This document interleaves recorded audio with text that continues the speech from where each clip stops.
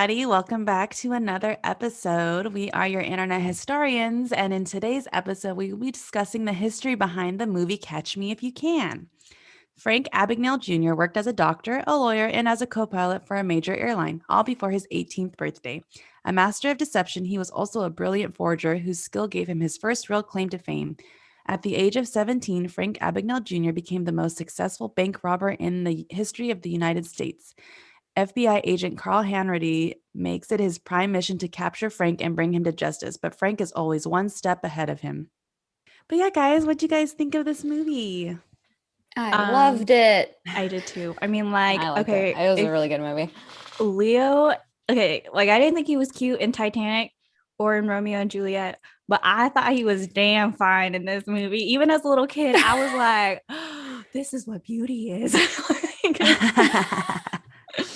So I've seen this movie like 1,002 times solely for Leo, and and so I've always liked this movie. But this most recent time, I was like, oh, I feel like they kind of took us the story a little too far here or there. Like I just can't believe this was real here or there, But other than that, I mean, I think it's still a pretty good movie. After how old is it now?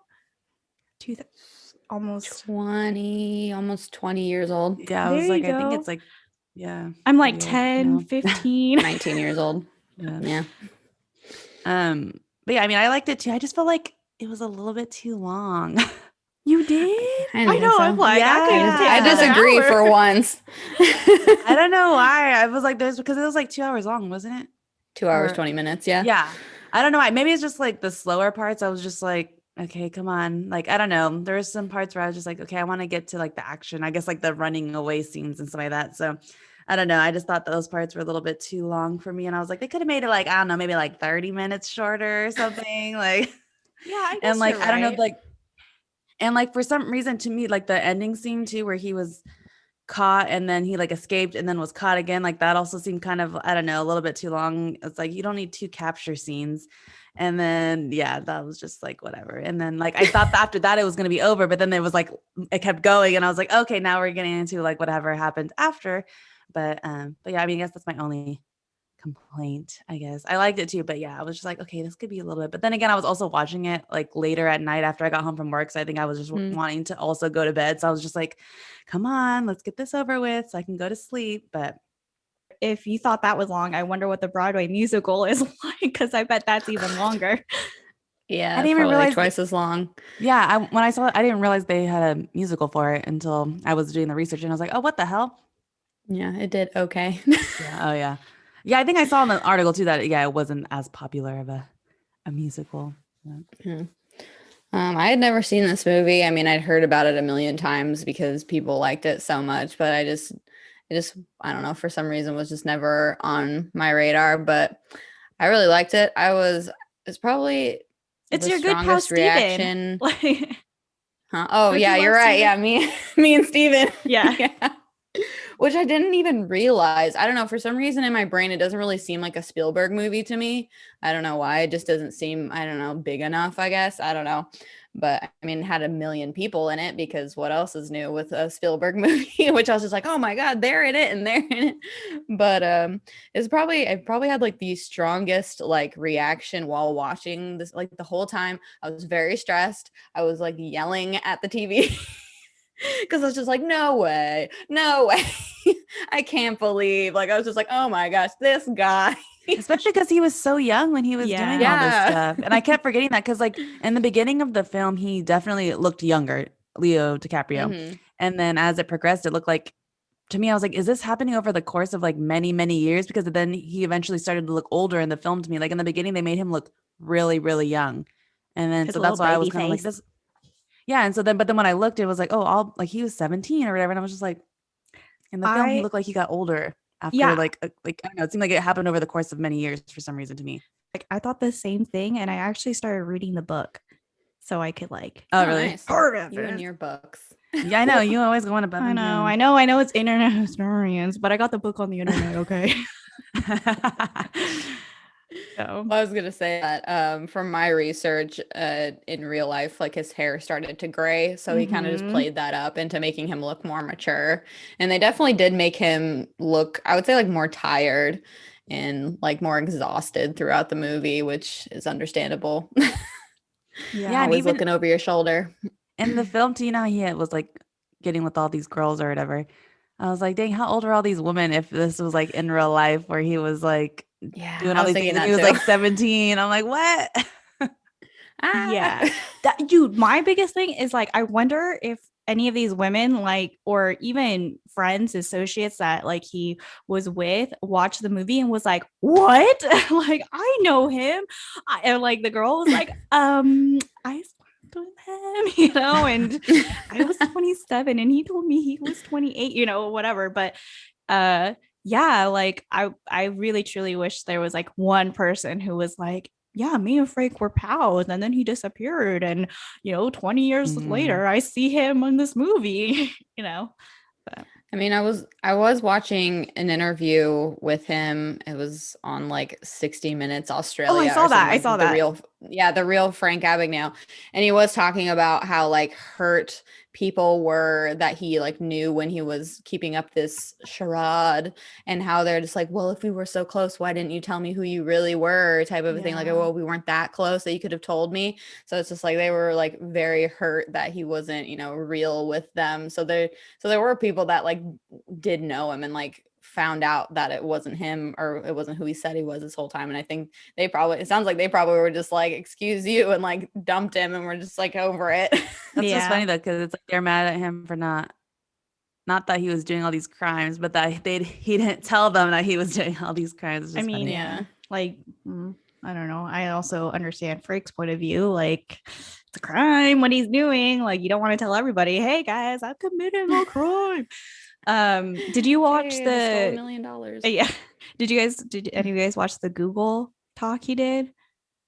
It was I like was an going hour. to, but then I saw it was an hour long. Yeah, and I didn't watch it. It's so essentially it's like the same as the 60-minute one, because I watched the Google one first and then I watched the 60-minute one, and he like when he talks about some of the stuff, it's like the same speech over again, which is fine. I feel like Like, that's how most interviews are. I'm like, if mhm. you've seen one, they're all kind of the same. They say the same shit over and over again. Yeah, the only difference with the Google one is that he does say like maybe a little bit more of his background, and then he answers questions. I liked it a lot. I was just really impressed by Frank. I mean, as we should already be impressed by him, but like I'm still impressed by him. I think that was a good idea to do this movie about him, and I like how Steven kind of like, how do I say this? He just admires Frank in a way. You know what I mean? And he really wanted to do justice, and I thought he did. Okay. Well, let me tell you something. The book says one thing and then Frank says something else. And I'm like, Frank, what is the Oh, freaking truth? one thing I want to say, the book was written by him, right? Yes. No. What? But it like Yes and literally no. sounded like it He was. had a writer write it for him that he interviewed. He was interviewed by this writer by like 4 times. But so he says that about 80% of it is true, and a lot of it is dramatized and exaggerated Okay. by the Because writer. one of the Oh things I was seeing my God. was they were like had an excerpt from the book, but then how it was written, the name, like obviously names, you can change names to also protect people. So I was like, that was different. Like they changed some of the names. And then how it was written also made it seem like it wasn't written by him because it was just like a small little excerpt that I found. And that's why I was curious. Oh my God. This whole time I thought it was written by him. Well, anyways, there's two It versions was of this. approved by him. How about that? Okay, well, let me tell you. I'll kind of say what was in the book, and then say I also say what he says. But here is what's true. Frank Abagnale Jr. was born on April 27th, 1948. His birthday is coming up. To his French mother and Italian American father. He is the third of 4 kids. He has 2 older brothers and a younger sister. So that part was different from the movie. And he does say that over and over again, like, I have siblings. I'm not an only child. So we know that's true. He was the only one, obviously, named after his father. If that doesn't tell you you're the favorite, then I'm not sure what does. So, He was the oldest, right? no, he's not. I think I he's wasn't. Oh, yeah, I said he's the third of 4. So oh, he's third. the Okay. second to last. Sorry, Yeah. my bad. So, yeah, like, I mean, I think that is weird that the oldest didn't get the Frank Jr. name. But anyways, it doesn't matter. I would say Frank had a typical all-American upbringing in the 50s.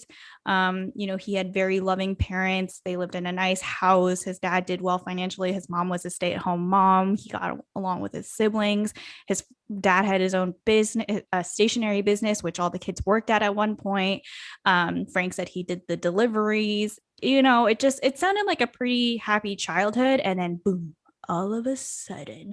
So in the book, it says that around age 14, his father went on a boating trip. And this is something he did really very often. But this time, when his dad went on a trip, his mom packed everything up, all the kids, and like moved them out. And so his dad came home to like an empty house and was like, oh shit. And this other thing that Frank has said in interviews, so we know this is true, is that his parents hid the problems in their marriage very well because everyone was like super happy. They thought everything was fine. And then all of a sudden they're getting a divorce.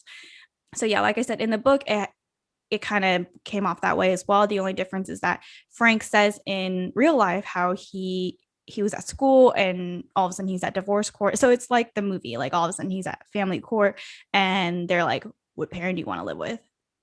Yeah, that scene was so messed up. No. And I'm like, and the guy was like, it's not a big deal. Just write a name down. I'm like, yeah. Yeah, that's a big deal, bro. Yeah. Yeah, exactly. I'm kind of wondering though if they made like the way that they shot that scene was more in Frank's head than as the pressure really was though. Yeah. To just make it more stressful. I don't know. I don't know. I remember when I was younger too, the same thing almost happened to us and like me and my siblings, and they were gonna be like, oh, we might have to go to like court and you have to like say whoever, blah, blah, blah. And I was like, I do not want to do that. Like, I don't want to do that. It's like you're gonna hurt someone's feelings. And then yeah, it's just hard. But luckily we didn't have to, thank God. Yeah. I don't know who the hell I would have chose. Yeah, I think obviously nowadays I have not heard anyone ever having like from people our age and younger. I've never heard of that happening again. It just seems like kind of an old practice that they did and realize it's messed up and the kids shouldn't choose. But Frank did go through that where he had to choose. And so, like I said, in real life, he says that he couldn't choose, so he ran away. But in the book, it says that, he was 14 or like when this happened. So he was a lot younger and he actually chose to live with his dad because the other three kids went to go live with his mom and he told his mom, like, I don't want to leave dad alone. And so his mom was like, okay, that's fine. She technically had custody of him, but she allowed him to live with Frank Sr. just because, yeah, I mean, it does suck that he went from, having this full house to now nothing. So Frank obviously is close to Frank. So, they had this special bond. Something else that was in the book was that they said that his father was like 28 when he met his mom and she was 15. And so Frank thinks that contributed to the issues that they had because, like I said, she was a stay-at-home mom and I think she wanted some independence. And he is already this not old, how do I say this, kind of established guy. Like he's already set in his ways. So obviously that is a huge age difference. So I can see how, like, as she's growing up and coming to her own, it is gross. It is. Yeah. I was like, what? It was different back then, but yeah, it was. I mean, this is what, like, gross. This is like the 40s. So yeah, the 40s. Yeah. So and they did say like they met while he was in the military and he was in France. I'm gonna move on to his first con.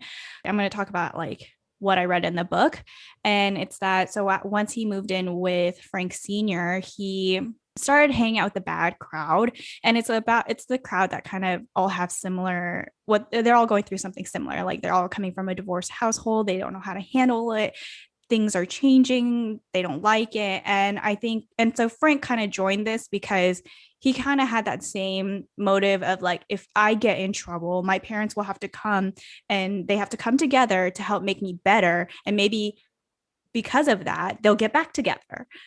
I mean, I feel like it's every logic that a 14, 15-year-old would have. So he started hanging out with them, even though he kind of felt like he was, well, since he looked older, or he did look older, that doesn't mean it made him more mature, but it did. He felt like what they did was hella dumb, immature, and he said it lacked style. And I'm like, okay, yeah, Frank, compared to what you did, it sure did lack style. So, for example, they stole a car but they took it off of the driveway while the owner was watering his lawn. I mean, yeah, these kids. So Frank got in trouble, and his dad used his resources to get him out of trouble and make sure that this is off his record. And so Frank felt bad after that. And so he kind of straightened up. He got a part-time job. He started going to school regularly. And then his dad was impressed. So he bought him an old truck, or not truck, an old Ford. And Frank fixed it up, loved it, drove it around. And okay, so I was like, here's where things get spicy. So when he started driving it around, he started getting attention from the ladies. And it's like cringy when I was reading it in the book, because he just like really explicitly talked about how like he had this lust for the ladies a lot of times. But again, we have to remember he's this 16-year-old boy with hormones. And yeah, so like it's like awkward for me to read, but then I have to keep reminding myself like it's a 16-year-old boy. It's a 16-year-old boy. It's a 16-year-old boy. So now he's hot shit with his lady magnet, and he loved it. But his part-time job wasn't paying for the bills, which is like things he needs, like gas for the car, the dates, whatever. So he needed a way to make more money, and he asked, I put, because more money, it means more honey. Like, so dumb. What did I write, Lisa? So he begged his dad for a gas card, and it's like a credit card. I think gas cards still exist, but I don't know anyone who has them these days. But yeah, it's essentially like a credit card, but you just use it to get like gas, and you could pay for it at the end of the month versus right there and then. So he's thinking in his head, if I use this gas card, I can save my money, use it for the date there and then save up money for the end of the month and pay everything off the gas card. So his dad agreed. He was like, yeah, I trust you. I'm giving this to you. What I'm giving you not only is my but just my trust that you will pay it back, because this is under my name. So Frank like took it seriously. But then after a while, he realized that this still isn't working out. He still needs money. He's still broke at the end of the month. So one day he drives by the gas station, and there's a sign that says $160 for a set of tires, and put it on your gas card. So before he saw that sign, he thought he only could get gas with his gas card. He didn't think about buying anything else. So he goes up to the owner and talks about it a little bit. And then he said, hey, what if I buy the set of tires, but instead of you giving me the tires, you give me $100? And then at the end of the month, my dad will pay it back. So you'll get your money back plus an extra $60. And he's like, I don't know. And then he asked for Frank's ID, and he sees that Frank's 16, because remember, Frank looks older. So he's like, oh shit, you're 16. You're still under the guardianship of your dad. Of course your dad's going to pay it back. I'm going to get my money back. So yeah, I'll do this. So he does this, and he does this multiple times, and he racks up a bill of $3,400. And what does a 16-year-old do when they get a bill of $3,400? They throw it in the trash and forget it exists. So he throws it in the trash. He gets another second notice, throws it in the trash again. I think he gets another notice, throws it in the trash. And finally, they call Frank Sr. and they're like, hey man, you're a valued customer, and we see you have had a card with us for 15 years, but we have to ask. And this is how they wrote it in the book, because I thought it was cute. Just how in the hell can you run up a $3,400 bill for gas, oil, batteries, and tires for one 1952 Ford in the span of 3 months? You've put in 14 sets of tires on the car in the past 60 days, bought 22 batteries in the past 90 days, and you can't be getting over 2 miles to the gallon on gas. We figure you don't even have an oil pan on the damn thing. Have you given any thought to trading the car and getting a new one, Mr. Abagnale? And Mr. Abagnale, like Frank Sr. is like, the fuck? Let me go talk to my son about this. So Frank Sr. goes to Frank Jr. and was like, tell me the truth, and I will forgive you. You won't be punished. I just need to know, did you do this and why? And Frank admits, he's like, yes, dad. And here is what his response is in the book. It's the girls, dad. They do funny things to me. I can't explain it. Oh my God. Wow. And so he says his dad's response, don't worry about it, boy. Einstein couldn't explain it either. And it like totally reminds me of the Marie Curie episode, because how she had a scandal and he also had a scandal. I'm like, all right, Einstein really couldn't explain it. He had his own things. So he just forgave him. Yes. The dad just forgave him. Yes. What the? I mean, in the book, that's what they said. He just forgives him. He pays the bill. Like after that, he's like, all right. And to be fair, I like said, I think I truly respect Frank Sr. for doing that because he's like, I'm creating a safe space for you to tell me the truth. I'm letting you know that if you tell me the truth and admit to this, all is forgiven. And he did that. So, Frank admitted to it, told the truth. And his dad was like, I forgive you and I'm going to pay this bill. So, Heck no. I know. I'd be Like, I you think, better be working extra at my store to pay this off. yeah, I think that it just tells like, the kind of father he is. He just wanted his son to own up to it, versus, I don't know, lying to get out of it. But his mother, yeah, she was like, oh, hell no. So she sent him off to a Catholic school, an all boys Catholic school. And Frank was like, it wasn't bad. It was a good school and everything. But the real punishment was there ain't no girls. So while he was away, things really started to change for Frank Sr. His dad lost his business. And so in the book, it doesn't say anything about the IRA like how it does in the movie. It just says that his dad lost his and also in the movie, it happens while they're the husband and wife are still together. In the book, it's saying it's separate. So he lost the business, as I said 20 times, right? His car, both cars, his car and Frank Jr.'s car, and the house. So now he lives in a small apartment. And when Frank Jr. came back, he was like really embarrassed. Like they were driving around in this old Chevy and he was complaining to his dad and is like, are you embarrassed, Dad? Like, and his dad tells him, it's not what a man has, but what a man is that's important. And I'm like, man, he's a good dad. Like, I think that's that's pretty telling. And to say like going from having everything to nothing and still saying that, I think that really shows where his true values are. And then in the book, it says like, after all of this, like he obviously it's like not the next day, but like sometime later, Frank Jr. woke up one morning and just decided to leave. Like he just thought like, this isn't where I want to be. So he just left. So that's the difference in the book versus the movie. So I'm just going to talk about a couple more cons before the impersonations. So the other things is that like when he left, he like befriended this kid and he convinced the kid to tell his parents that this is his friend. So he had a place to stay. I mean, I'm like kind of like that's sort of a con because they conned the parents, Then he made it to NYC. And so while he was there, he found this job and the job paid him because he was 16 and he didn't have a high school diploma, they paid him $1.50 an hour. And then he learned, oh, if you're older, you get paid more. So that's when he was able to tamper with his driver's license. And in interviews, Frank does say he did that. And that actually the driver's license, they didn't have a picture at the time. It was easy to basically kind of tamper with. So he changed it from 1948 to 1938. So now he's 26 versus 16. And when he got another job telling them that he's 26, it went from $1.50 an hour to $2.75 an hour. But still, it's less than what he would make if he had a nice high school diploma.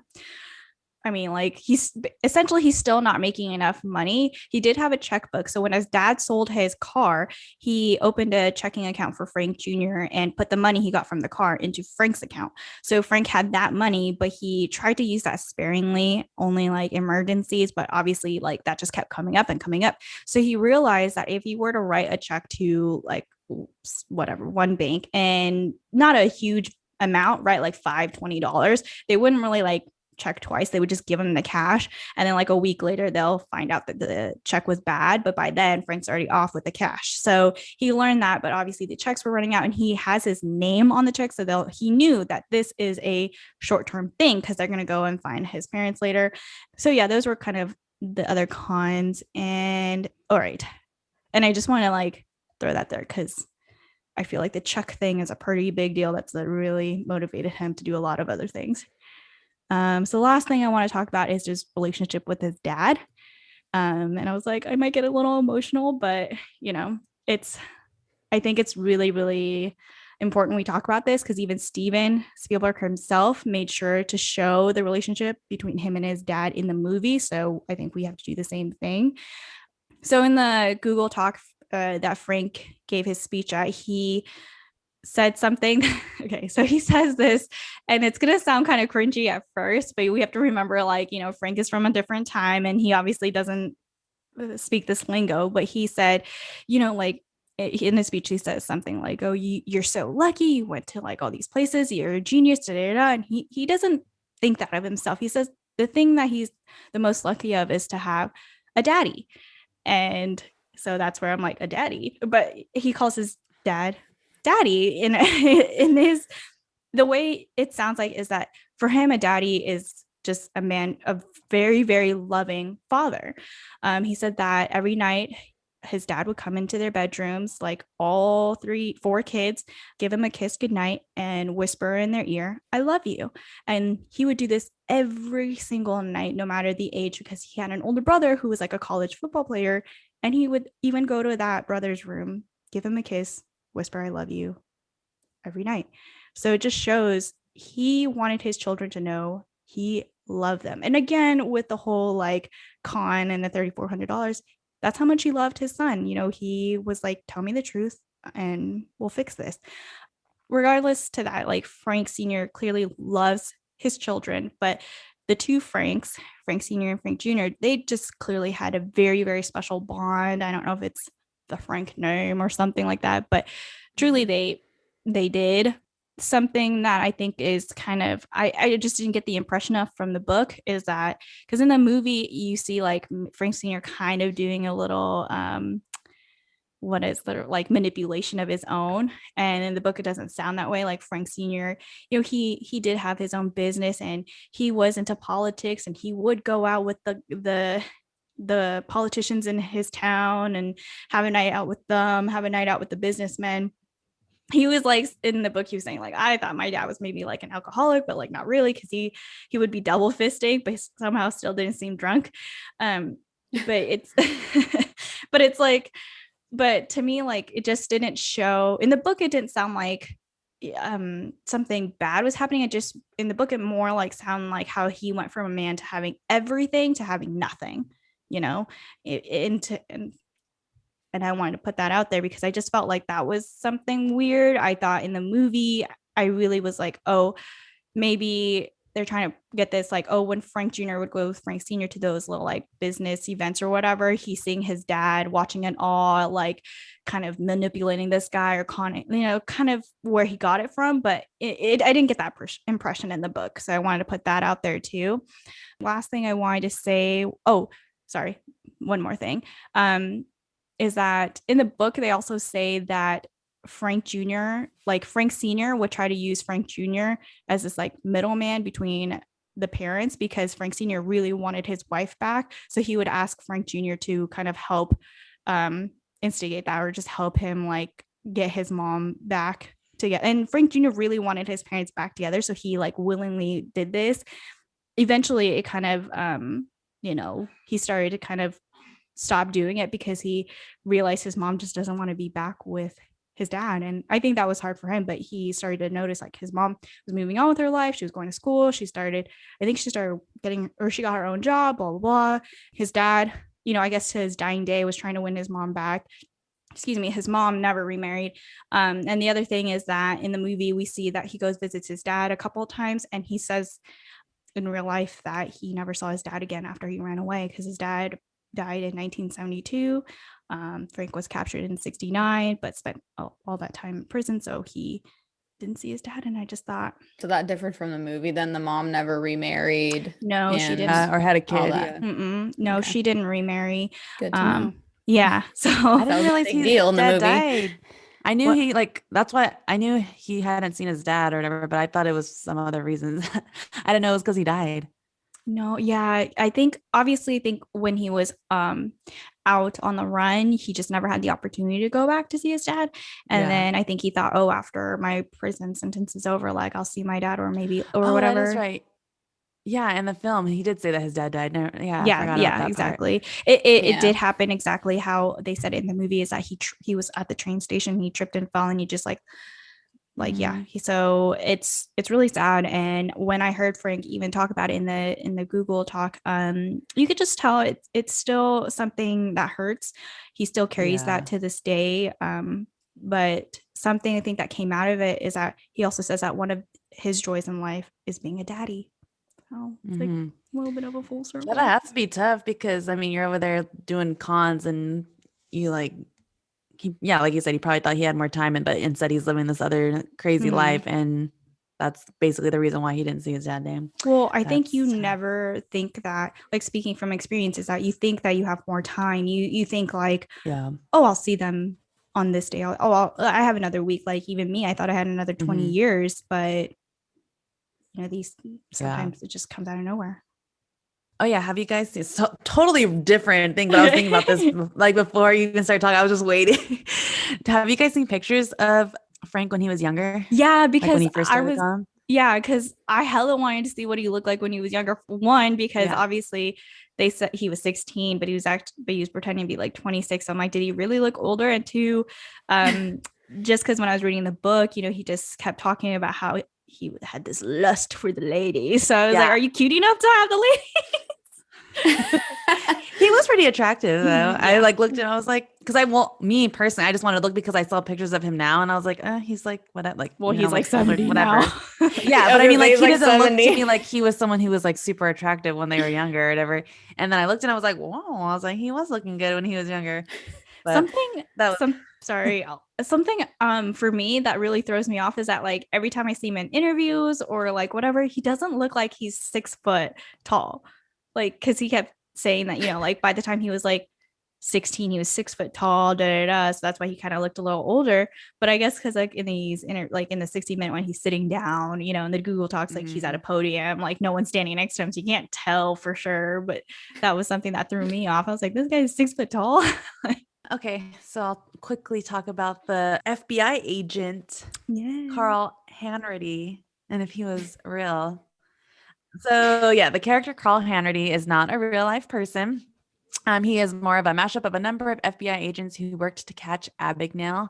However, one of the most notable FBI agents and the agent who was the head of the investigation was Agent Joseph Shea, which, okay, I feel like even though they said that it wasn't really like based on one person, I feel like it was. Like, I feel like this is the agent. This guy, Joseph Shea, was the one that they were, I don't know. To me, like when I was reading it, I was like, okay, this seems like it was based on that guy. So I don't get why they're trying to say that it wasn't. It was just a mashup of people. But in that thing, Frank says the same thing. He says that like when he saw Tom, he saw Joseph.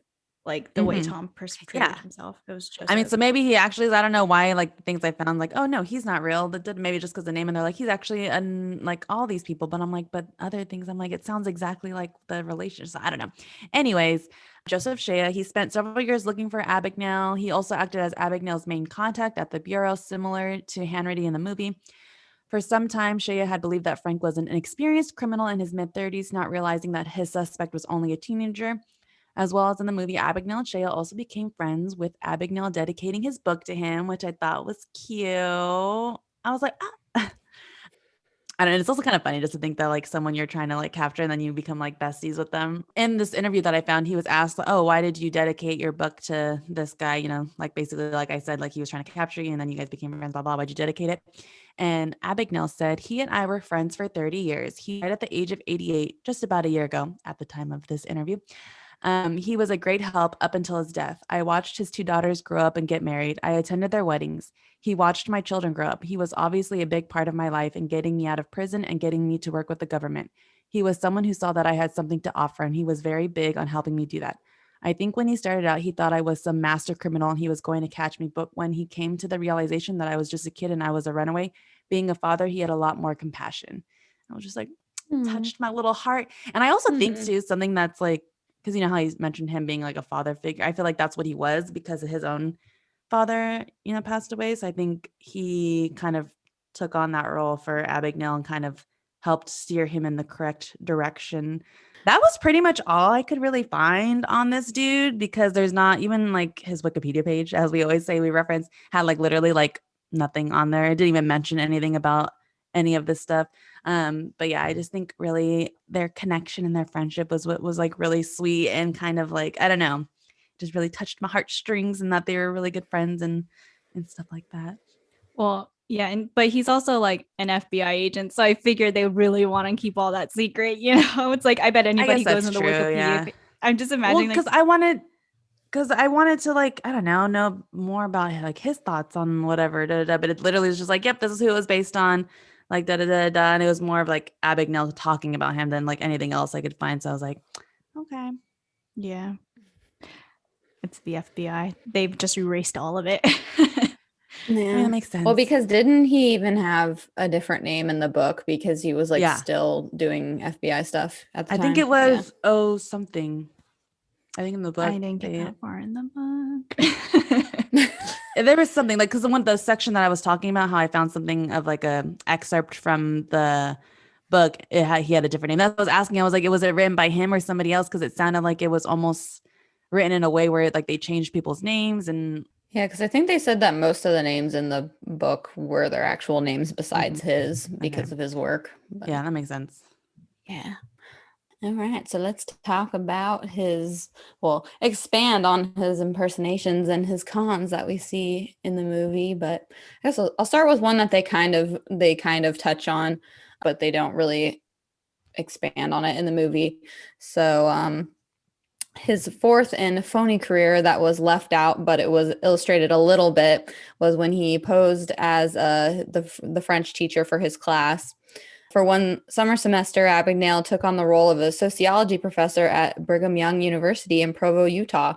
He was well liked by his students, who found him affable and intelligent. He pulled it off by reading one chapter ahead of them every week, which some pupils found a little odd. BYU advertised in the paper for a sociology professor. Abagnale forged a transcript from Columbia University, and the prestigious university took him on. Carrie Jenkins of BYU said in 2003 that she and the staff found no record of his tenure at the school, despite Abagnale's claims that he taught a 90-minute course to a total of 141 students. Abagnale said that he couldn't remember which alias he used while working there, but despite writing as the author of his, I mean, he just calls it like, what did he call it? He just says that it's a story about his life. He doesn't really call it a biography because, like I said, the author kind of exaggerated some parts to make it more exciting. But despite Redding's penchant to take certain liberties with his story in the book based on his life, he was indeed on the campus during his spree. Whether he was a professor or a mere teacher's aide is up for debate, and it is possible that were he the latter, there would be no record of his stint teaching sociology. So that happened when I was looking into like all of his personas. Like that kind of happened quite a bit, where because I think once the book came out, a journalist looked further into it to back up the claims, and couldn't really find like any of the info, like was he actually impersonating these people, to which he said he's just like, well, obviously these companies, Pan Am and stuff, aren't gonna own up to it that they were tricked by a kid. It's just like, why would they admit to that? So obviously you're not going to find anything, which I thought was kind of funny. I All agree. right, so I can see like a school being like, no, like we wouldn't be tricked. exactly, Yeah. yeah, pretty And much. I've heard that before, that he read like a chapter before, but I didn't remember what it was. But yeah, I've heard that story as well, that he like read a chapter before the students. Makes sense. I mean, I feel like teachers do that, real actual teachers. So all right, so the first real job that they show in the movie is him as an airline pilot. So later, Abagnale decided to impersonate a pilot to look more legitimate when cashing checks. He obtained a uniform by calling Pan American Airways, Pan Am, telling the company that he was a pilot working for them who had lost his uniform while getting it cleaned at his hotel, and obtaining a new one with a fake employee ID number. He then forged a Federal Aviation Administration pilot's license. Pan Am estimated that between the ages of 16 to 18, Abagnale flew as a passenger more than 1 million miles on more than 250 flights, and flew to 26 countries by deadheading, which is flying for free, so that Yeah, I had to look that the up. crew, yeah, so that the crew member would be at the right place for their next job flight. As a teenager, he noticed that his hair was graying, which he parlayed into his pilot persona by giving the appearance of being older and having more professional credentials than he did. As a company pilot, he was also able to stay at hotels for free during this time. Expenses such as food or lodging were billed to the airline company. However, Abagnale did not fly on Pan Am Airlines, believing his charade could potentially be identified by real Pan Am pilots or employees who would ask for genuine identification or proof of employment. Abagnale stated that he was often invited by pilots to take the controls of the plane in flight.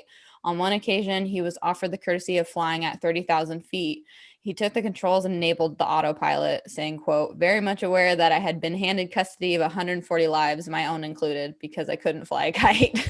So Yeah, that's all the stuff that like when he was a doctor and all that stuff, when they were showing him kind of just like asking all those questions, I was like, bro, like that would be like too scary to pretend to be all these people with like these I'll types of get into jobs. it. Yeah, like oh my God, I would 'Cause just be like a wreck, like like yeah, because it's just like at least at least the pilot one, he can be like, oh, I'm a co-pilot, whatever. I'm just like flying to my next job type of a thing and never really take on the risk, I guess, unless there was like a super emergency where both pilots were incapacitated at some point for some reason. But yeah, when he became a doctor, I was just like, boy, what are you doing? That's danger right there.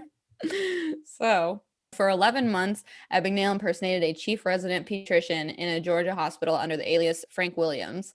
He chose this course after he was nearly arrested disembarking from a flight in New Orleans. Afraid of possible capture, he retired temporarily to Georgia.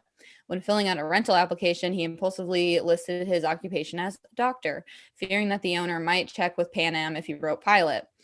After befriending a real doctor who lived in the same apartment complex, he agreed to act as a supervisor of resident interns as a favor until the local hospital could find someone else to take the job. The position was not solely administrative, as he once claimed, but was not demanding for Abagnale, as 7 interns were eager to get experience under his supervision. He was able to fake his way through most of the duties by letting the interns show off their handling of the cases coming in during his late night shift. However, he was nearly exposed when an infant became critically unwell from oxygen deprivation, and he didn't initially understand the meaning or gravity of the situation when a nurse informed him of a quote, blue baby. He left the hospital only after he realized he could put lives at risk by his inability to respond to life or death situations. So at least he, had a head on his shoulders to be like, that was dangerous, time to change careers. yeah. That's It's- very scary. I just would not be able to do that's why I'm like, dude, his shit that he did, like how like I just would not be able to keep cool, like especially I don't know, I would just feel like I'd be like, Yeah, like it's kind of like what he was saying in I think it was a 60-minute interview where he's just like he doesn't think he'd be able to pull off all of this if you were like any like slightly any older, and he thinks that him being so young really worked to his advantage because he literally thought he could do anything and mm, didn't really think that about it. makes He's just sense, yeah. yeah, he just had confidence because he was 17 years old, and that's just Yeah, that and how like you yeah, are. kids that age are generally more a little bit more reckless than Definitely. older Oh my people. god. So his final job that they portray in the movie is him becoming an attorney. So while posing as Pan Am First Officer Robert Black, Abagnale forged a Harvard University law transcript, passed the Louisiana bar exam, and got a job at the Louisiana State Attorney General's office at the age of 19. He told a flight attendant he had briefly dated that he was also a Harvard Law School student, and she introduced him to a lawyer friend. Abagnale was told the bar needed more lawyers and was offered a chance to apply. After making a fake transcript from Harvard, he prepared himself for the compulsory exam. Despite failing twice, he claims to have passed the bar exam legitimately on the third try after 8 weeks of study because, quote, Louisiana at the time allowed you to take the bar over and over as many times as you needed. It was really a matter of eliminating what you got wrong. In his biography, he described the premise of his legal job as a gopher boy who simply fetched coffee and books for his boss. However, a real Harvard graduate, also working for the Attorney General, and he had hounded Abagnale with questions about his tenure at Harvard. Abagnale had trouble crafting a plausible story for himself as an undergraduate of a university he never attended, and the coworkers soon became suspicious, repeatedly interrogating Abagnale. Due to his doubts about his credentials, the coworker had contacted Harvard in order to confirm Abagnale's academic qualifications. Finding none, he convinced his boss to launch a background check on Abagnale. However, Abagnale resigned before he could be exposed. He spent a total of 8 months as a fake attorney. That guy was out for again, him. again, he pieced out. He's like, nope. So, Yeah. That sucks. I feel like that attorney mm. thing was like the safest one out of all of them. Like he passed the bar, like yeah. I mean, depending on who he was defending, or could Yeah, but have if you had like pass the real world bar, repercussions. I guess, but I feel like if you have taken the bar, like it's like taking like your driver's license test, right? Like you start to know, you kind of have an idea of like what the rules are. Yeah. Yeah, but oh my God, that scene though when he was like in court or whatever. I know. And I the guy's love like, that there's scene. no jury, there's no defendant. Like, what are you doing? Yeah. So he was, I mean, they show what he was arrested twice or three times and he escaped. I don't know. They showed he was arrested a couple times in the movie and escaped. But man, I was like going off when I was reading his Wikipedia because this was just crazy to me. But like before all of this, when he was like kind of, I'd say smaller crimes in the grand scheme of everything that he was doing, he was caught and arrested in Eureka, California. Oh yeah, I saw that. I Isn't was that like, crazy? ooh, Alex gonna be yeah. I was saw that, freaking yeah. out. For those of you who don't know, that's where I was born and raised. Okay. But I found the newspaper clipping from when he was arrested, so I kind of wanted to read that because I just thought it was crazy. And there's a maybe I'll send this to you, Nicole, for the Instagram, but there's a picture of him sitting in the back of the police car, and then they also have a picture of the car that he was caught driving in, which is just like, boy, why were you driving that car? Because it's so obvious. Like they could identify you so easily. Anyway, so yeah, so this is an article. Yeah, this is from like the Humboldt Times or something like that. But it's titled Federal Charge for NY Youth.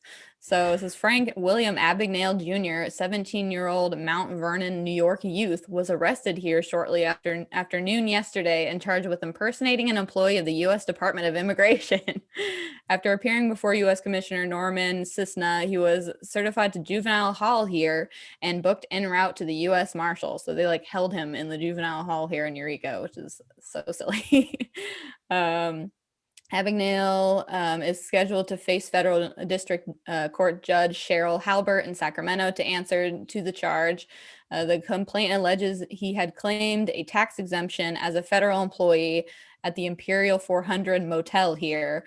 The situation was brought to light by City Police Sergeant Fred Sonberg of the check detail on a route. Sorry, this is like, it's old, this newspaper, so I'm like trying my best to read it. On a routine investigation of a local checking account which Abagnale opened or attempted to open. Sonberg alerted the FBI resident agent Richard Miller and a description of the bright yellow late model Mustang with which there's a picture of it. It's for some reason written on the like front side of it. It says Bandit. Okay. Which is just like, boy, why would you do that? It's just advertising it now. Yeah, so yes, it's a Bandit lettered on both front fenders. And Miller spotted the youth on 5th Street shortly afterward, but lost him in traffic. Just like lost him in traffic. Eureka traffic, hilarious.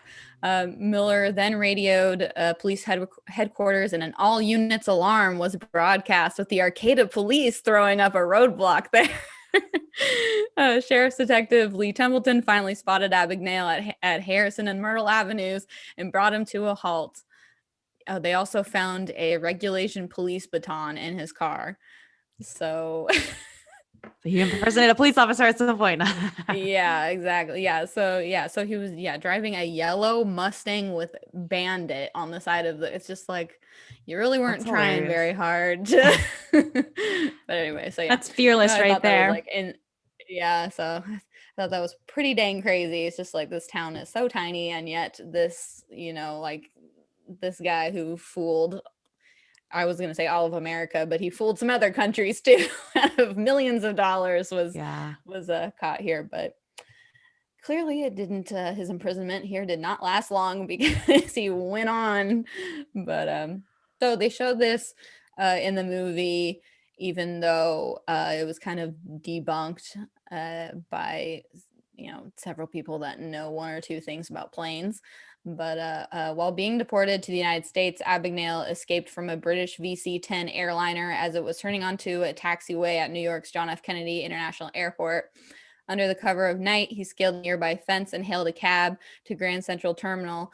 After stopping in the Bronx to change clothes and pick up a set of keys to a Montreal bank safe deposit box containing $20,000 or $100,000 in today's money, Abagnale caught a train to Montreal's Dorval Airport to purchase a ticket to Sao Paulo, Brazil. After a close call at a Max Milk, which I guess is a Canadian store, I don't know. He was apprehended by a constable of the Royal Canadian Mounted Police while standing in line at the ticket counter. Subsequently, Abagnale was handed over to the U.S. Border Patrol. So he escaped a few times.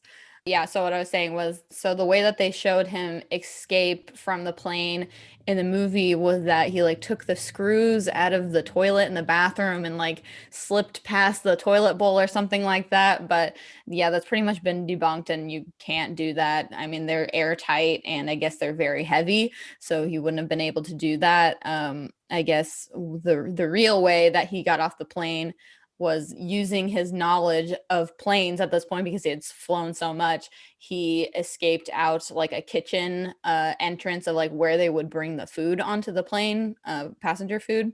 So that's how he actually got off the plane. He didn't crawl through it's the way more insides. dramatic from through the toilet though. Okay. Yeah. Right. I know. And then you like how Tom Hanks is just like, I know. His legs are hanging out. Funny.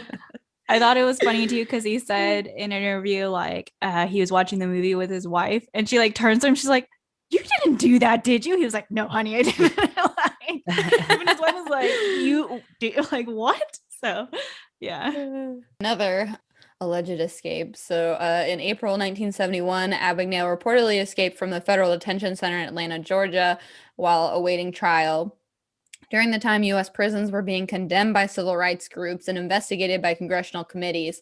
And in a stroke of luck that included the accompanying U.S. Marshal forgetting his detention commitment papers, Abagnale was mistaken for an undercover prison inspector and was given privileges and food far better than the other inmates.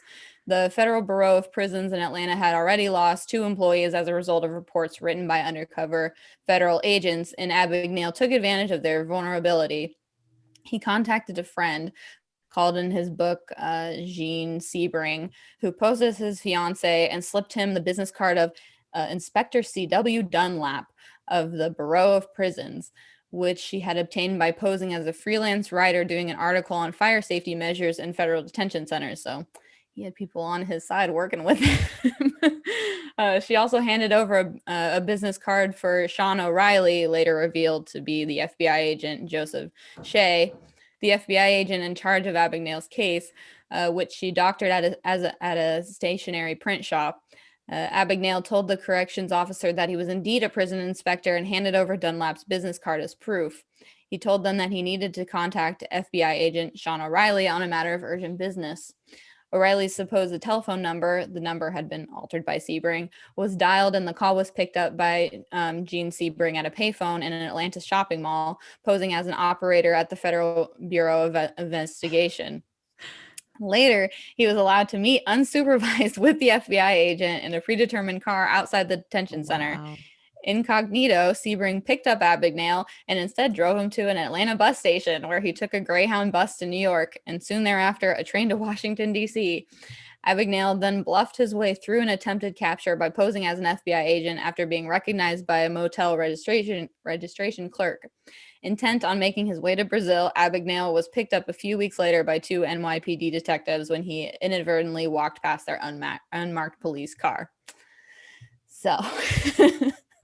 That's crazy. Which I feel like, and maybe they used this a little bit because he did, at least when he first ran into Tom Hanks, bluff that he was the officer that was supposed to, show up. So maybe they kind of took some of that from that. Yeah. It's just like, he was always I was like, when I saw that, I was like, how did he not get kicked off the case if that actually like happened in real life, right. But it's like if any of those people that were like doubting his capabilities as an FBI agent, if they were even to just like speak with him once, would know that this guy is just like a master of smooth talking and bluffing his way through anything. Oh, one thing I wanted to say that reminded me when you were reading about his impersonations that actually I probably should have talked about when we were talking about his first cons. But one of the ones that I had read was that that I thought was kind of funny and silly that people fell for it was that he noticed that a bank or something was like dropping off their like deposits for the night at like some Mm, thing, yeah. and then he put the what is it? What did he do? Out of order sign on it, and it's like drop Yeah, off on the a deposits with deposit a box. security guard, and it's like and they were like, how could the bank deposit thing be closed or not working when it's like you just drop the money in there? I thought that was Yeah. hilarious. It's just like, how could people be that stupid? I mean, Funny. it's surprising, but I think people are also just used to just like not really thinking when they're doing stuff like that. They're just like, okay, whatever, da da da. Like, so I can see how it can happen, but it's also pretty silly that people do fall for that shit all the time.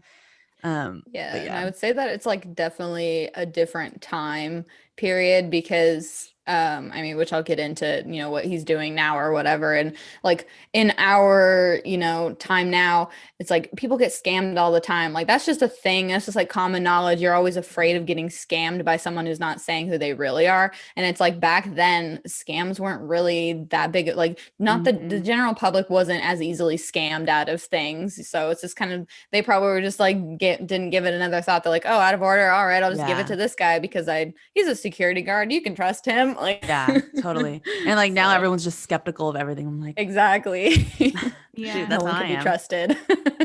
It reminds me of that episode in Friends when Monica got her credit card like stolen, or and that somebody else was posing as Monica Geller, and they were just like so impressed. They're like, oh my god, how did she do that? And then she went to go meet the person. And it's funny because I feel like all of us have probably gone through that like so many times where you get a new credit card or whatever, like Yeah. close your account. And it's like Mhm. it's crazy how like then they were like, wow, she must be so smart. She did that. Well, I mean, it is kind of like a skill to be able to scam people like that, but it's just like use those powers for good, not evil. Okay. Yeah. Okay, so let's talk about his romances. As in the film, we see that Frank has many liaisons with women. And obviously, this is one of his motivations for doing the cons. As Lisa said earlier, he had a thing for the ladies, and they were kind of the driving force behind a lot of the things that he did. So, yeah, he enjoyed the attention he was getting from women. And I wanted to see if the Brenda Strong character, that the one he was engaged to and married or whatever in the Amy film, Adams. yeah, Amy Adams's character, if that was an IRL person or yeah, a person that was real. Yeah, so basically because obviously she was a big deal to Frank, she was in the film, she was the one that he kind of actually revealed his real name to, and it seemed like he was actually for realsies in love with her. But she's not a real person. I think it's kind of to me it was like kind of similar to the whole Joseph Shea. I think she was kind of just based on people or someone that he met throughout his life, but it wasn't like exactly the same person. So she was based on an Eastern Airlines flight attendant Frank dated while living in Louisiana. They were never engaged because at the time, Frank says he was much too young to be thinking about that. There was a nurse named Brenda, right? Yeah. I don't think so. I don't think he was like engaged to anybody, but I think that, well, at least, no, yeah, so sorry. In the book, because I got to the part right where he started becoming a doctor, and there was a nurse named Brenda who like was showing him around the hospital, and that's probably like as far as I got. But again, we said Mhm. that the book is not exactly Yeah, safe. I mean, as far as I found, she was based on this flight attendant, so I don't know, and that he was never interested in being engaged at that time. Yeah. Um, and so another scene that we see in the film was Jennifer Garner's character. I don't remember her character's name in the film though. An actress or something, right? In the film, wasn't she? Or a model. She's a model. She's a model in the She's a film. model. Yeah. Yeah. So I guess a similar scene, this something similar did happen in real life. So after negotiating a price for the night together and settling on $1,000, the girl convinces Frank that instead of going out to cash his check for four, so basically like the tire thing, Lisa, where it was like $106, $60. It's like basically the same thing. So he endorses the check to her and she'll pay him the $400 difference. And then basically when she goes to cash it, she realizes that it's a bad check. And so she's upset because she was basically outed $400. And so this is the excerpt that I found from the book. So from his book, Abagnale says that after she cashed the check, the bank informed her several days later that the check was counterfeit. She was contacted by the FBI agents about it, and she was a little hesitant to tell him what really happened and why she got the check from Abagnale. But eventually she did, stating, "I don't mind his getting a free piece. Hell, I would have given it away before. Or hell, I've given it away before. But that bastard conned me out of $400 cash. That I resent." Oh my God. I just thought it was funny. So yeah, those are the kind of the main ones I looked into because those are like the actual character people. I was looking to see, obviously we already know he was very much into the ladies and whatnot, but there wasn't any other actual like stories I could find. But I did want to briefly mention his real wife as well, because this is the person who wasn't portrayed in the film at all, but she was also the one that he credits as turning his life around. And not really, he credits her more than like him actually being in prison and whatnot and dealing with all that stuff. So, in an interview, he says, "It would be easy for me to say that prison somehow rehabilitated me or I was born again. But the truth is that I met my wife on an undercover assignment after leaving prison. And when it was over, I told her who I really was. Eventually, I asked her to marry me against the wishes of her parents, and she did. I didn't have a dime to my name, but she believed in me and didn't judge me on the basis of my past. She gave me 3 beautiful sons, one of whom, ironically, is an FBI agent today. And her love and trust is what turned my life around." I thought, oh, yeah. So basically, I thought it was interesting because something else I saw was basically, yeah, she was working in the FBI or was a part of all that stuff. And I just think it's funny how his life has really turned around in that sense. He went from being all this like, con artist to like being heavily involved with the FBI, dating or marrying someone who was involved in the FBI as well. And then now his son is also in the FBI. I was gonna say you sound just like him when you read that because he like says that he has said that like a couple times in his interviews, exactly like that. Oh, really? Yeah. It's like you sound Well, I'm just like glad.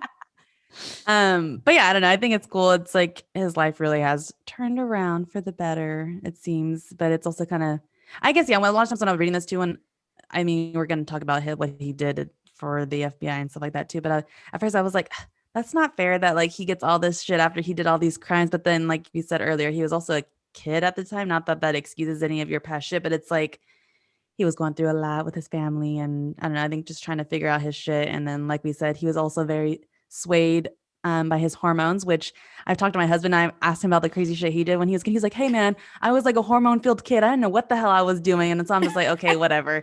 He's like, it's the girls, Nicole. They do funny things to me. Pretty much. I'm just like, bro, like, why would you do shit like that? And he's just like, I don't know. I was trying to be cool. I was trying to do this, like, whatever, blah, blah, blah. And I'm just like, okay, I guess because it's like different because me at that age, I wasn't doing shit like that. I was just like, whatever. But I guess that's just very telling how No. men are just easily Yes, swayed by dude. stuff like that. Like, come on, guys, get a hold of yourselves. Yeah, dude. Like Luis will tell me stuff too, and I'm like, what? Like Yeah.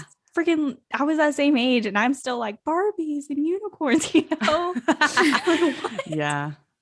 No, Um, totally. I don't get it. I can't relate, but like, I guess I can understand a little bit, but like, So I guess we will get into his legitimate yes. jobs.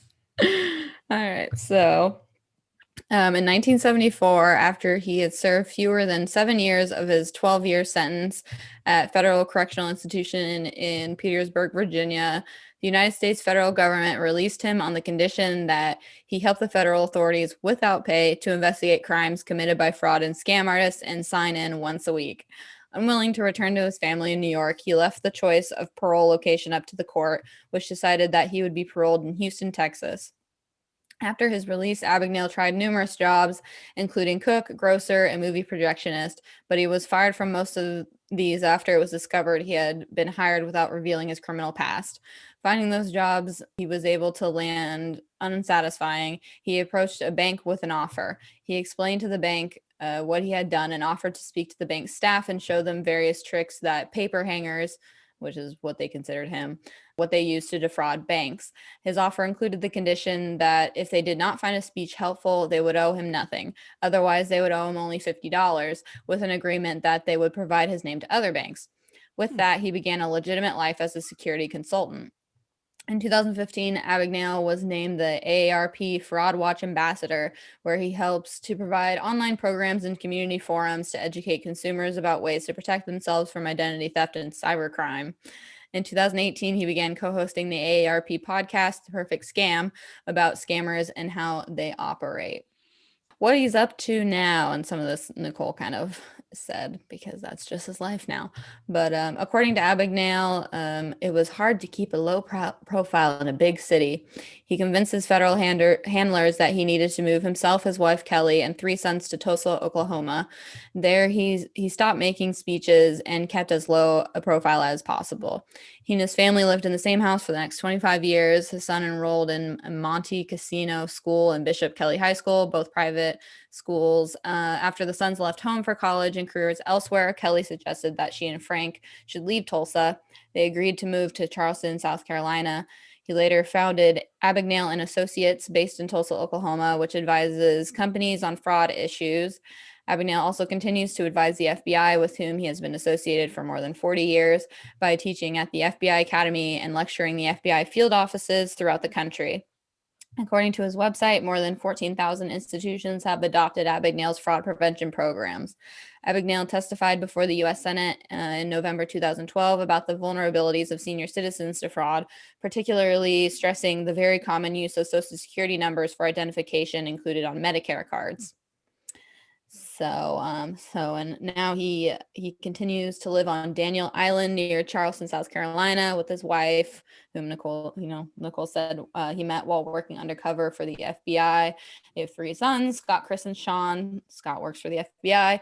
Abagnale cites meeting his wife as the motivation for changing his life, saying, quote, "She met me as someone else with a completely different background, and when the assignment was over, I had broken protocol because you're never supposed to do this, but I told her who I really was because I wanted to continue to see her. She accepted what I told her, and eventually we got married and have been married ever since." He now works as a private consultant, author, and public speaker with the goal of preventing fraud. That was another thing that I think Frank said that Steven said about the movie. The reason why he really wanted to do it is not because of all the crimes or all the impersonations that he did, and not because what did they say? He's the greatest con man in American history. I think that's his title or something like that. But it wasn't because of that. It's because of what Frank has done after the fact and how he turned his life around, and how, Steven loved that aspect of the story more so than the thrilling lifestyle he had before that.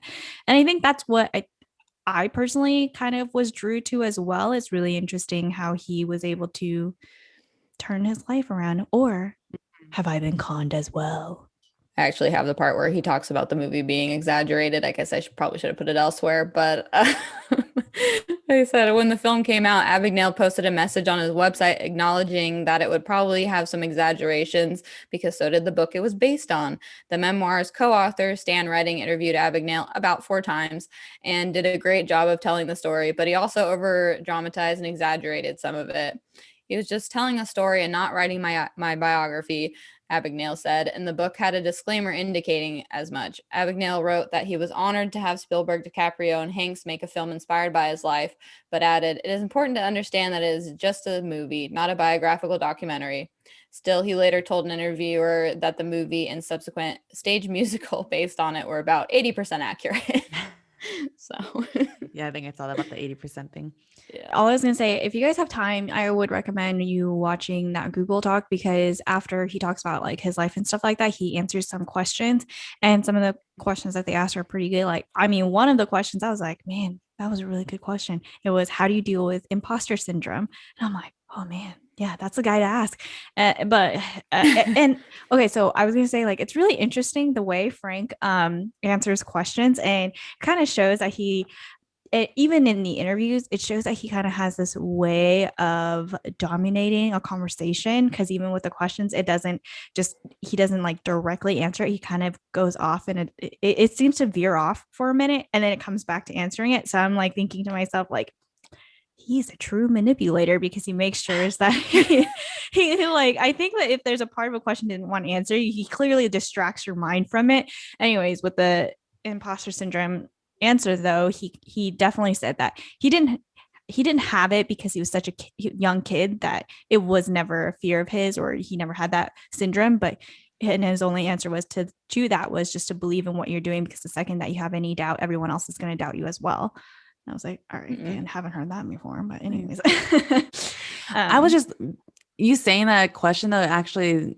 was like, I don't know, interesting too, because it's like I feel like not his life is defined by the stuff that he did when he was a kid, but it's interesting that he has spent most of his life working against fraud versus when he was actually doing the fraud. So it's like interesting that like all of this gets brought up a lot for him, and you know, he's asked questions about it, or you know, like things are constantly made about it when it's like that was a smaller portion of his life versus everything he's done now. But like I don't know, it's just interesting that everyone's more focused on that. But I think it also has to do with obviously because there's a movie about it and all this other stuff. But yeah, that's interesting.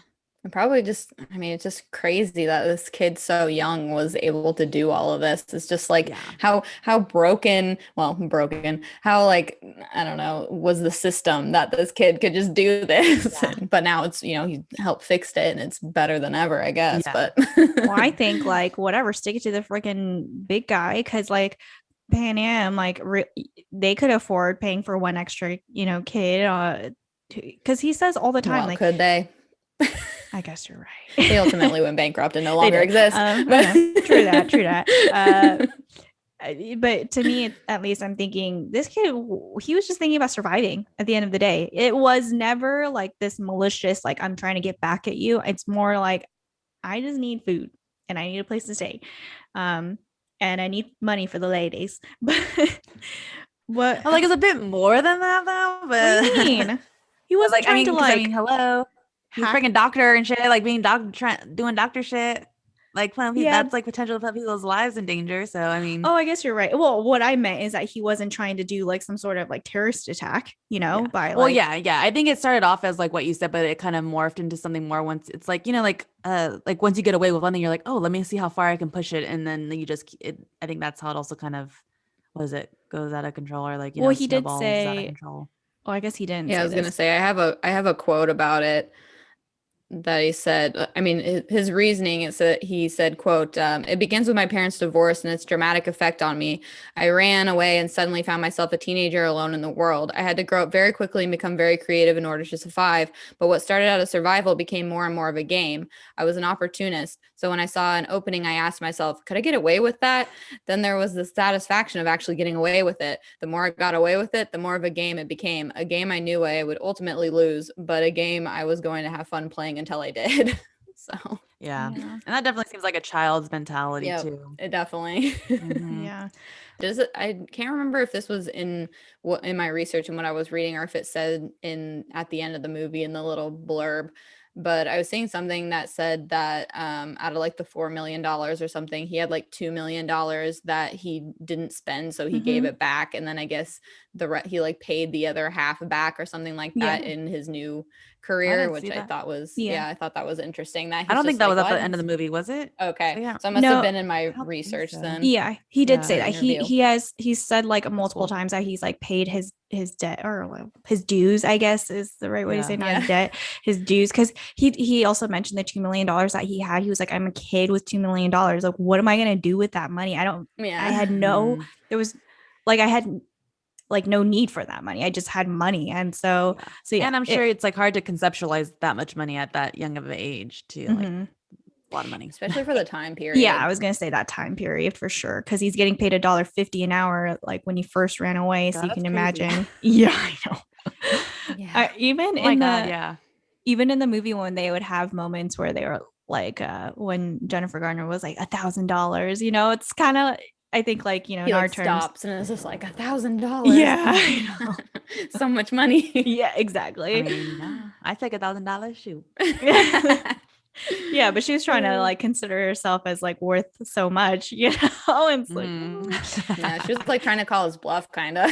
Yeah, like, yeah, exactly. And then, there was another thing where somebody asked him, how can I prevent like identity theft nowadays? And they were asking also, like, is it easy to do now? And Frank's like, much easier. It's so much easier to commit these crimes now. And I'm like, what? But I'm sure like it probably couldn't go on as long as it did for Frank. How long was it? Like 4 5 years it went on for? That was like 6 years. 6? Holy crap. Yeah, I think it was 6 years. Yeah, I'm sure somebody can do it, but not that long. Yeah. And then No, probably but I not. thought that because then you say like the main factor now is like technology and just like the way technology is. It's just like it's easier, but you'll be caught faster. Yeah. Type of a thing. Yeah, exactly. Yeah, he was like saying how like he's like working with this company to try to get rid of passwords. And I'm like, dude, I freaking love that because I just like, hey, because he's like, oh, at the bank, he said that bank companies they spend millions of dollars at the call center, and most of the calls that go to the call center are resetting passwords. And so, oh my god, yeah, I was like, what? And so Boy. he was just saying like it's just dumb to have a password. Like I don't know what the alternative is. I guess that's something not he's only that, working on. everyone uses the same password over multiple platforms too. Yeah. So that's not good either. So it's Yeah. like, yeah, and then majority of the time it's not like we're going and doing some complicated password, right? We're like doing something we can easily remember. Password Your 1 2 3 name and the year you were born. And yeah, exactly. And then he like talked about using credit card. He said like debit cards are like the worst invention. And I'm like, what? Like that is just crazy to me. But it's really interesting like hearing that from somebody like him. And I think like they say he's like, or he when they're like, you're such a genius, and he's like, no, not really. I'm like, no, Frank, you freaking are, dude. Like you're pretty fucking badass, man. So yeah. I was saying a lot of these people who like scam and like are like forgers, like I feel like they're pretty smart. Like you have to have some type of knowledge on something to be able to do that stuff. So that's what I'm saying. Like just use those evils for good instead. But like Frank. oh yeah, and then one thing I saw that was kind of funny was that he liked that Leo portrayed him because he's like, now when people think of me, they're gonna think I looked like this guy. Apparently his sons disagreed with their casting choice. Oh really? Oh really? Yeah, I don't know if all three of them did, but definitely at least one of them. Why did it say? No, he didn't say. He didn't say. He just said that like his son disagreed with it. I mean, I wouldn't. It's kind of like I know. I was like, I'd be happy if if I was a dude, that if Leo was depicting me. Yeah. No. Do you remember what's that doctor's name? And they just did the SNL skit with Brad Pitt. He said that he wanted Brad Pitt to portray him. Dr. Yeah. I can't say his name. Fauci or whatever. Fauci. There you go. I thought it was like something else. But yeah. And then they're like, oh, who would you want to portray you? And he said Brad Pitt. And then Brad Pitt did portray him in SNL. And so yeah, it's like that. Thanks for joining us this week on the Internet Historians. If you enjoyed this episode, make sure to follow us on Spotify, Apple Podcasts, Google Podcasts. Follow us on Instagram and subscribe to us on YouTube. Next week, we'll be discussing Ron Woodroof from the movie Dallas Buyers Club. So don't forget to tune in. Thanks again, and we'll see you next week. Bye.